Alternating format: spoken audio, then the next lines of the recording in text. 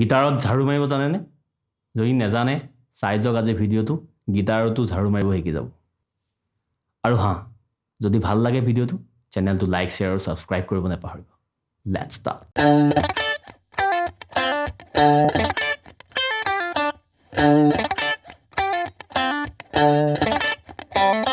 তো সুইপ পিক কৰিবলৈ হলে আমি চাৰিটা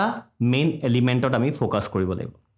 এক নম্বৰটো হ'ল কেনেকৈ আমি পিকটো ল্যান্ড কৰিম ষ্ট্ৰিঙৰ ওপৰত কেনেকৈ আমি পিকটো ৰাখিম দুই নম্বৰ কিটো এংগলত আমি পিকটো ধৰিম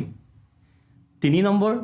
ডাইৰেকশ্যন অফ দ্য পিক কি কেনেকুৱা ডাইৰেকশ্যন হ'ব ওপৰৰ পৰা তললৈ যাওঁতে তলৰ পৰা ওপৰলৈ আহোঁতে পিকৰ ডাইৰেকশ্যনটো কেনেকুৱা হ'ব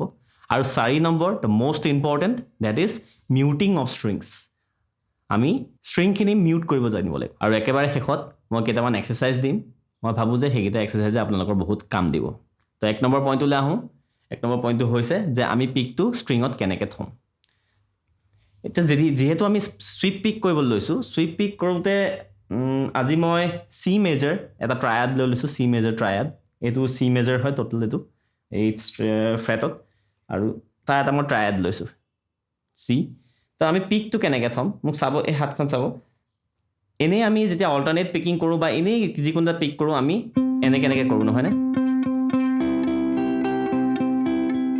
আমি কি কৰোঁ এই ৰিষ্টটো এনেকৈ ভাঙোঁ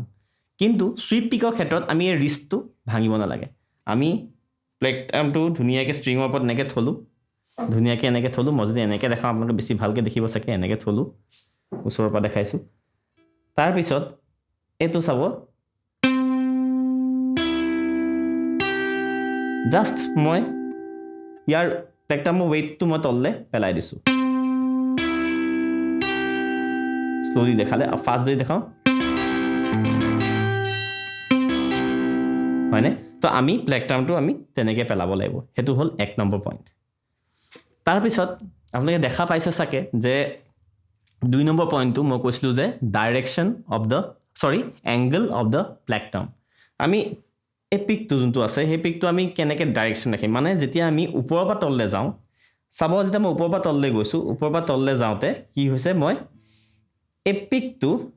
পিকটো মোৰ চব কেনেকৈ আছে ওপৰলৈ মূৰ কৰি আছে হয়নে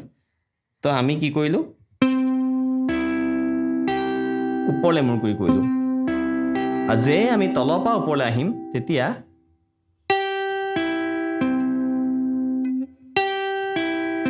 পিকটো এনেকুৱা হৈ গ'ল এবাৰ পিকটো এনেকুৱা হৈ থাকিব তাৰপিছত পিকটো এনেকুৱা কৰি দিম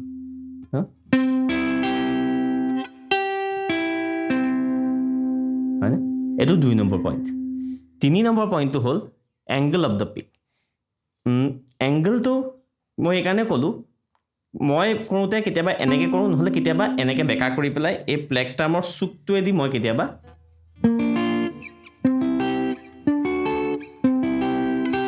এনেকৈও কৰোঁ বা এনেকৈও কৰিব পাৰে সেইটো আপোনালোকৰ কথা তো এংগল দুটা আছে এটা এইটো এটা এনেকৈ এটা আমি ফ্লেটকৈ এনেকৈ পেলাই লওঁ মানে ফ্লেট পেলাই কৰোঁ আৰু এটা এনেকৈ এংগল দি পেলাই কৰোঁ মই যে চাইডৰ পৰা দেখালে মোৰ মানে আপোনালোকে বেছি ভালকৈ দেখিব এটা এইটো আৰু এটা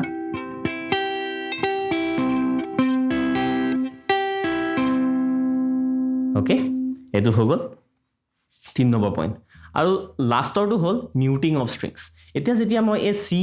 মেজৰটো ট্ৰায়াডটো যেতিয়া মই বজাইছোঁ চি মেজৰ ট্ৰায়াডটো বজাওঁতে কি হৈছে যেতিয়া মই প্ৰথম ষ্ট্ৰিঙৰ পৰা ছেকেণ্ড ষ্ট্ৰিঙলৈ গৈছোঁ প্ৰথম ষ্ট্ৰিঙৰ পৰা যেতিয়া ছেকেণ্ড ষ্ট্ৰিঙলৈ গৈছোঁ তেতিয়া এই ষ্ট্ৰিংডালো বাজি আছে ফ'ৰ্থ ষ্ট্ৰিংডাল মানে ফ'ৰ্থ ষ্ট্ৰিঙৰ পৰা থাৰ্ড ষ্ট্ৰিঙৰ পৰা ছেকেণ্ড ষ্ট্ৰিং যেতিয়া গৈছোঁ তেতিয়া মোৰ এই দুটা ষ্ট্ৰিঙো বাজি থাকে কিন্তু আমি যেতিয়া সুইপ পিক কৰোঁ এই দুডাল বাজিব নালাগিব তো আমি কেনেকৈ কৰিম সেইটো আমাৰ সুইপিঙত সেইটো চবতকৈ ইম্পৰ্টেণ্ট ফেক্টৰ আমি ষ্ট্ৰিংছখিনি মিউট কৰিব পাৰিব লাগিব চ' মিউট কৰিবলৈ হ'লে দুটা উপায় আছে এটা হ'ল বজালে নেক্সটডাল বজোৱাৰ আগত আমি এতিয়া থাৰ্ড ফিংগাৰে ধৰি আছোঁ এইডাল থাৰ্ড ফিংগাৰৰ পৰা যেতিয়া আমি ছেকেণ্ড ফিংগাৰটোলৈ যাম আমি থাৰ্ড ফিংগাৰটো অকণমান ঢিলা কৰি দিম যাতে আমি প্ৰেছাৰটো ইয়াত কম দিম যাতে এইডাল নেবাজে দেখিছেনে এইটো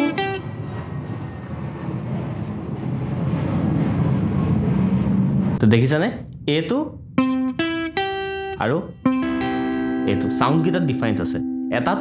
সাউন্ডটো ৰেজনেট কৰি থাকে আৰু এটাত ব্লক হৈ গুচি যায় আৰু এটা উপায় আছে ইয়াত মই কি কৰোঁ মই যেতিয়া বজাই থাকোঁ এই হাতখনে ৰাইট হেণ্ডখনেও মই ওপৰৰ ষ্ট্ৰিংটো এনেকৈ ব্লক কৰি আহোঁ মই এই ষ্ট্ৰিংকেইডাল ইয়াত এনেকৈ খহাই আহোঁ যাতে এইটো বজালোঁ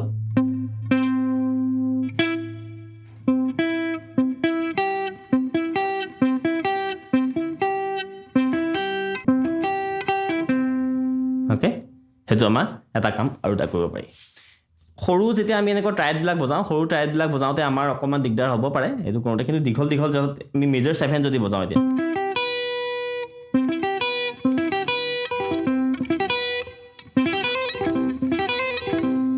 এইবোৰ হ'ল সুইপ পিক ইয়াত মই কি কৰিছোঁ এইটো কৰোঁতে মোৰ এটা আঙুলি উঠি গুচি আহিছে কিন্তু যদি মোক আঙুলিটো নুঠাওঁ তেতিয়া কৰ্ডটো বাজি যাব এইটোতে আমি আৰপিজিয়েট নকৰিলোঁ মানে কোনো তো এইটোৱে হ'ল সুইপ পিকিং এই গোটেইকেইটা এলিমেণ্ট আপোনালোকে লগাব এই গোটেইকেইটা এলিমেণ্ট লগোৱাৰ পিছত আপোনাৰ যেতিয়া নিজে গম পাব যেতিয়া চাউণ্ডটো আপুনি শুনিবলৈ ক্লিন এণ্ড ক্ৰিস্পি হ'ব তেতিয়াই আপুনি গম পাব যে আপোনাৰ সুইপ পিকিংটো কৰা হৈছে তো কেইটামান এক্সাৰচাইজ মই দিওঁ এক্সাৰচাইজ এটাটো মই দেখালোৱেই এইটো মেজৰ 7 যিকোনো এটা মেজৰ 7 এইটো আমাৰ মেজৰ 7 কৰ্ড এইটো শ্বেপটো মেজৰ 7 শ্বেপ এইবোৰ সব মেজৰ 7 কৰ্ড তো এই মেজৰ 7 কৰ্ড এটা লৈ ল'ব লৈ পেলাই সেইটোক আপুনি সুইপ পিক কৰিব চাব কেনেকৈ টাইমিং লৈ ল'ব 1 2 3 4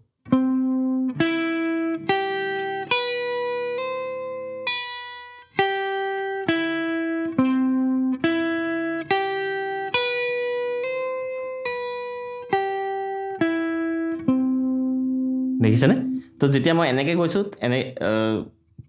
ডাউনলৈ গৈছোঁ তেতিয়া মোৰ পিকটো ওপৰ পিনে কৰি আছে আৰু যেতিয়া তলৰ পৰা ওপৰলৈ আহিছে পিকটো এনেকৈ আহিছে আৰু এইটো শ্ল'লি কৰিব একদম শ্ল'লি কৰিব তাৰ পিছত পেচটো আনিব যেতিয়া আপোনাৰ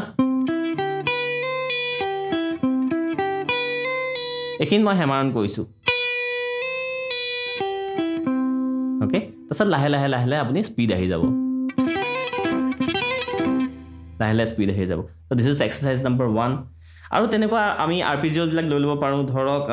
ই মাইনাৰ 12 ফ্ৰেটত আমি বাৰ কৰিছোঁ এইখিনিত ফাৰ্ষ্ট ছেকেণ্ড আৰু থাৰ্ড ষ্ট্ৰিং তাৰপিছত আমি আকৌ হেমাৰ কৰোঁ 15 ফ্ৰেটত আৰু এইটো কৰোঁতে চাব আমি যিহেতু এই তিনিটা ষ্ট্ৰিং একেলগে ধৰি লৈছোঁ এই তিনিটা ষ্ট্ৰিং একেলগে ধৰাৰ কাৰণে আমাৰ এনেকুৱা হ'ব পাৰে আকৌ একেলগে বজা নিচিনা হ'ব পাৰে কিন্তু আমি কি কৰিব লাগিব এইটো কৰোঁতে এটা দিছোঁ তাৰপিছত প্ৰেছাৰটো ৰিলিজ কৰিম আমি যেতিয়া ছেকেণ্ড ষ্ট্ৰিংডাল বজাম আমি এই থাৰ্ড ষ্ট্ৰিঙৰ প্ৰেছাৰটো আমি ৰিলিজ কৰি দিম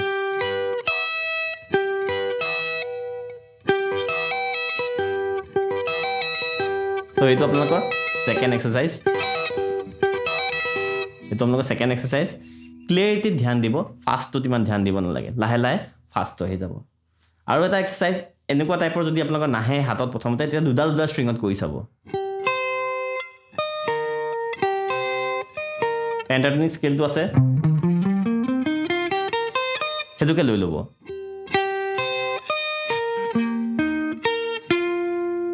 তেনেকুৱা প্ৰেক্টিছ কৰিব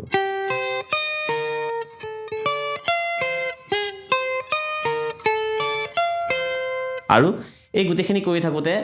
আকৌ এবাৰ কম ক্লিয়াৰিটিত ধ্যান দিব আৰু এই হাতখন এবাৰ প্লেকটাৰ্মটো ওপৰ আৰু তলত ধ্যান দিব আৰু যিটো আমাৰ লেণ্ডিং যিটো প্লেকটাৰ্মটো আমাৰ লেণ্ড কৰিছে লেণ্ডিংটোত ধ্যান দিব কেনেকৈ লেণ্ড কৰিছে ঠিক আছে তো মই ভাবোঁ এতিয়াৰ পৰা আপোনালোকৰ সুইপ পিকিংটো সহজ হ'ব ট্ৰাই কৰি চাওক যদি আহে কামত তেনেহ'লে মোক কমেণ্ট কৰি পেলাই ক'ব আৰু ভিডিঅ'টো কেনেকুৱা লাগিছে সেইটো কমেণ্ট কৰি জনাব মই আহিম আকৌ নতুন ভিডিঅ'ত নতুন এটা এক্সাম্পল লৈ নতুন কিবা এটা কনচেপ্ট লৈ পেলাই তো তেতিয়ালৈকে চাই থাকক RSD গিটাৰ ষ্টৰিজ আৰু ভাল লাগিলে লাইক শ্বেয়াৰ আৰু ছাবস্ক্ৰাইব কৰিব নাপাহৰিব বাই